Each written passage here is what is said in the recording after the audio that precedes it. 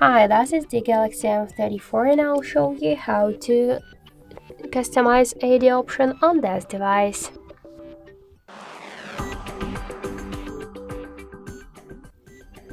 So let's just open first the settings, then tap to lock screen section and tap to always on display. We could switch show time on the lock screen the AD option like always to show as the schedule, to set the start the on time, show it only for new notifications, and by tap to show. We could switch here also the clock style, as for example this one. We could change the color, tap to down. We could switch the screen orientation from the portrait to the landscape to show music information, to activate and turn off the auto brightness, and that's it. So that's how to customize AD option on our Galaxy phone. Thank you for watching, and if you like this video, leave thumbs up and subscribe.